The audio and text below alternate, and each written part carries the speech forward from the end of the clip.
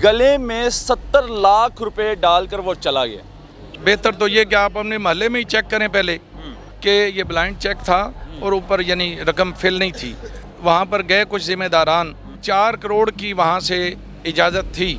अब हुआ ये कि जब इन्होंने 70 लाख रुपए फिल किया तो इनको पता चला कि भाई यहाँ तो 4 करोड़ था। तो हम ऐसे मुरीदों को ये कहना चाहेंगे कि खुदा के लिए पूरे पाकिस्तान में जितने दरबार हैं, बजाय पैसा इधर देने के, और आप अकल के अंधों को वो लोग नज़र नहीं आते, आप उधर का रुख नहीं करते। कुरान की कोई एक आयत मुझे पेश कर दे जिसमें ये हो कि अगर तुमने दरबार पर पैसा ना दिया तो बरोज़ क़यामत तुमसे पूछा जाएगा।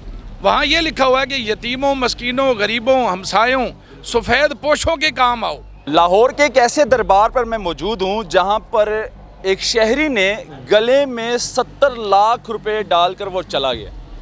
अब आप लोग परेशान हो गए हैं। ये ख़बर जब मैंने भी सुनी तो मैं भी परेशान हो गया था। अब 70 लाख रुपए गले के अंदर कैसे गया?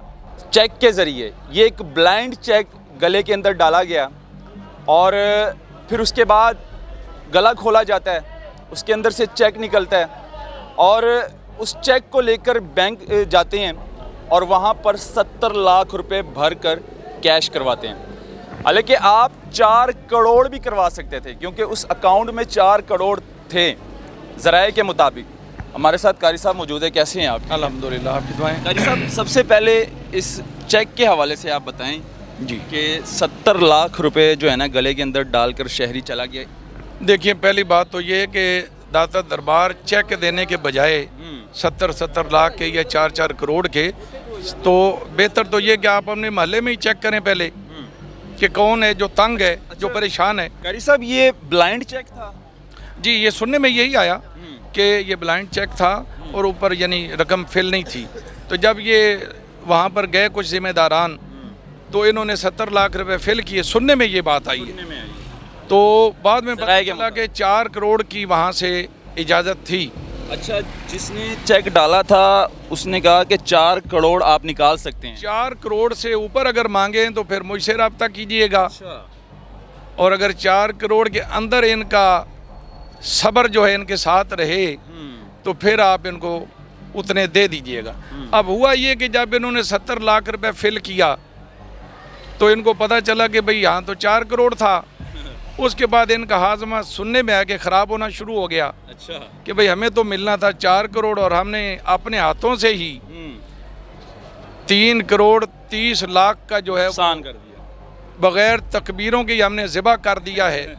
तो उसके बाद ज़ाहिर इंसान जो बेचारा नुकसान बर्दाश्त नहीं करता, खा वो किसी का हो या अपना हो। कारी साहब, 40 से ऊपर गले हैं यहाँ पर जी, और उस गलों को हर हफ्ते बाद जो है ना खोला जाता है और गलों के अंदर से पता नहीं क्या क्या निकल आता है। ये महकमा औकाफ की जिम्मेदारी है और जो मैनेजर दाता दरबार महकमा औकाफ के हैं उनकी सरबराही में ये गले खुलते हैं। यहाँ पर मैं एक पैगाम देना चाहूँगा अल्लामा इकबाल के हवाले से। अल्लामा इकबाल एक बुज़ुर्ग के पास बैठे हुए थे, वहाँ पर एक शख्स आया, उसने कहा हुजूर मेरे ऊपर 5000 का कर्जा चढ़ा हुआ है, मेहरबानी फरमाए मेरे लिए दुआ कीजिएगा कि मेरा कर्ज उतर जाए। तो पीर साहब ने क्या किया, वो कोई शुगली पीर था। अच्छा, उसने कहा यार ये बता तेरी जेब में कितने? उसने कहा जी अभी 200 रुपये हैं। तो जाते हुए मुरीद ने क्या काम किया, उसने 200 रुपये पीर साहब को दे दिए। अच्छा, अब अल्लामा इकबाल करीब बैठे थे, आपने फरमाया कि यार अल्लाह तेरा भला करे, मुस्कुराने लग गए। तो पीर साहब ने पूछा इकबाल आप क्यों मुस्कुराए? फरमाया कि जब मुरीद आया था उस पर 5000 का कर्जा था और जब वो गया तो 5200 का मकरूज होके गया। वो ऐसे कि 200 तो तूने उसे ले लिया, और जालिम बजाय 200-400 उसको अपनी जेब में से देने के, उसकी मदद करने के, तूने उससे 200 भी ले लिए। अच्छा, तो हम ऐसे मुरीदों को ये कहना चाहेंगे कि खुदा के लिए दाता दरबार हो, बाबा फरीद हो, नौशो पाक का दरबार हो, इमाम बरी सरकार का दरबार हो, पूरे पाकिस्तान में जितने दरबार हैं, बजाय पैसा इधर देने के, आपके महल्ले में कोई बीमार, कोई तंग दस्त, कोई 4-5 बच्चियों का बाप जो मजदूरी कर करके बेचारा रात दिन एक करके मामलात पूरे नहीं कर पा रहा, कोई ऐसा बंदा नहीं रह गया। और आप अकल के अंधों को वो लोग नज़र नहीं आते, आप उधर का रुख नहीं करते जिसके लिहाज से आपको बरोज़े क़यामत पूछा भी जाएगा। कोई कुरान की कोई एक आयत मुझे पेश कर दे जिसमें ये हो कि अगर तुमने दरबार पर पैसा ना दिया तो बरोज़ क़यामत तुमसे पूछा जाएगा।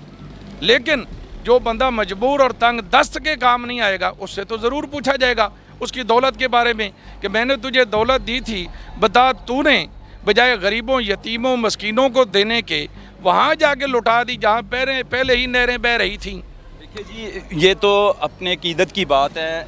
बाबा जी से प्यार इतने लोग करते हैं कि देखते नहीं हैं, डाल के चले जाते हैं। लेकिन उन पैसों का कहाँ पर इस्तेमाल किया जाता है और वो पैसे कहाँ जाते हैं, इसका किसी को कोई पता नहीं है। देखें जी, बाज़ अक़ीदतें ऐसी होती हैं, बाज़ अक़ीदतें जिसे हम जहालत का नाम दे सकते हैं। अक़ीदत सबसे पहले है हमारी अल्लाह के साथ, अल्लाह के रसूल के साथ। अब देखना ये है कि अल्लाह ने क्या हुक्म दिया, जनाब रिसालत मआब अलैहिस्सलाम ने क्या हुक्म दिया कि पहले आपने खर्चा किधर करना है। आप कुरान तो उठाएं, वहाँ ये लिखा हुआ है कि यतीमों मस्कीनों गरीबों हमसायों सफ़ेद पोशों के काम आओ। और हमने क्या काम किया, हमने दरबार था पहले 1 एकड़ में, उसको कर दिया 5 एकड़ में। और वहाँ रोज़गार बढ़ा, इतना बढ़ा कि माशाल्लाह वहाँ खतीब भी पल रहा है, वहाँ सारे पल रहे हैं। और जनाब आओ जी ते जाओ जी वाला कारोबार। अब ये है कि यहाँ पे जो काम है वो क्या है, आपकी जो ठेका होता है उसमें ये होता है कि 10 रुपये जूती के होंगे। लेकिन जब आप वहाँ जाते हैं, आपके साथ एक औरत है जो आपकी बहन है, बीवी है, कोई भी है, तो आगे जो मुजाहिद खड़ा हुआ है वो कहता मुझे 500 रुपये दो। वो ज्यादती है सर। वो कहता वो कहे कि वो कहता आपकी जूती रखी है। अच्छा। तो कहता यार जूती के तो 20 रुपये, कहता नहीं 500 होगा। उतने की जूती ना हो, 100-150 की चप्पल, जूती चाहे 150 की, उसने 500 लेना है।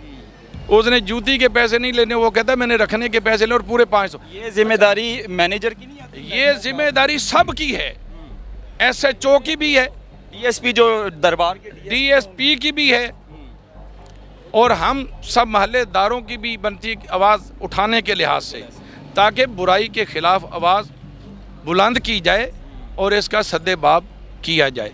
अब रह गया मामला ये कि दरबारों पर इतनी बड़ी अमाउंट दे जाना, ये कोई दीन की खिदमत नहीं है। दीन की खिदमत सबसे ज़्यादा ये है कि जहाँ कहीं आप तंग दस्त देखते हैं, मजबूर देखते हैं, जिसका हक, अब देखिए ज़कात फ़र्ज़ है, 3 बच्चियों की शादी करवा दें। मैं छोटा सा नुक्ता आपको देना, ज़कात फ़र्ज़ है, बिल्कुल ऐसे अल्लाह ने फ़र्ज़ की, और फ़र्ज़ में रखा कि इसको जो मुस्तहिक है ज़कात उसे देनी है। बिल्कुल ऐसे जो खुद साहिब माल हो वो ज़कात नहीं ले सकता। मैं पूछता हूँ, जब इतना पैसा आ रहा है कि आप गिनती करने के लिए आवाम को ही आवाज़ देते हैं, आ जाओ यार 5-5 हज़ार के नोट गिनो, 1000-1000 वाले नोट गिनो, 2-2 हज़ार 500-500 वाले नोट गिनो, और इतनी लाइनें लगी हुई हैं पैसों की जनाब, और गिनने वालों की जनाब के शुमार से ही बाहर है। लेकिन मैं देखता हूँ कि आपका हमसाया ये बेचारा, वो कह रहा है यार मैं रात को घर का खर्चा कैसे चलाऊँगा, और आपका दीन और ईमान वो पता नहीं किस तरफ छुट्टी कर गया कि आपने बजाय उस बंदे की खिदमत करने के जिसके घर में 4-5 बच्चे थे, महंगाई की वजह से वो पिसा हुआ था, रात दिन मेहनत मजदूरी कर रहा था, उसके बावजूद ना वो अपने अच्छे कपड़े ले सका, ना ईद पर बच्चों को लेके दे सका, ना रिश्तेदारों के यहाँ वो जा सका, ना वो मौत फौत पे आ जा सका। आपने उसका ध्यान नहीं किया और आप उस तरफ लग गए कि दाता साहब अंदर से कोई आवाज़ें तो नहीं लगा रहे कि आ जाओ यार, एक ने मुझे 50 लाख दिया, उसकी जन्नत मैंने पक्की करा दी है, अब जो 70 लाख देगा उसको जन्नतुल फिरदौस में पहुंचा के ही दम लूँगा। ये कहीं नहीं है। लेकिन रिसालत मआब अलैहिस्सलाम ने जन्नत की गारंटी दी किन लोगों के लिए, जो गरीबों मस्कीनों यतीमों मजबूरों मुसाफिरों के काम आएंगे। तो हम ये चाहेंगे कि हमारे जो खतीब साहब हैं, जो माशाअल्लाह इल्म के दावेदार भी हैं, उनको चाहिए कि वो ऐसे बयानात भी अपने इस मिंबर मुबारक से जारी किया करें।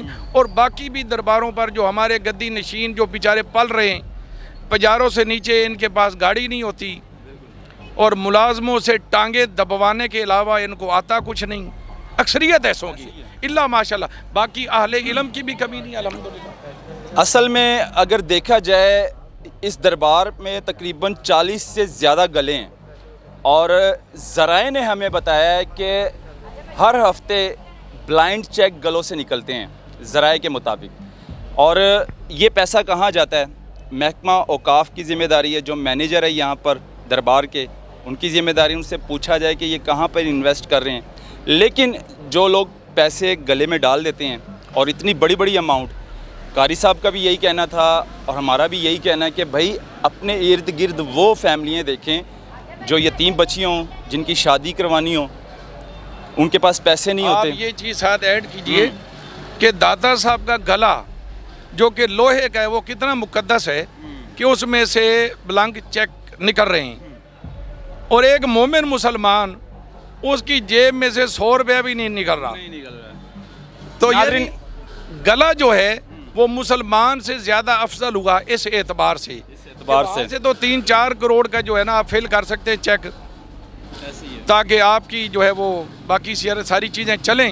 लेकिन आप क्या कहते हैं इस वीडियो के हवाले से? और इतनी बड़ी अमाउंट गले के अंदर डालना क्या ठीक है, या फिर उन पैसों को दूसरी जगह पर इन्वेस्ट करने चाहिए थे, गरीबों पर लगाने चाहिए थे?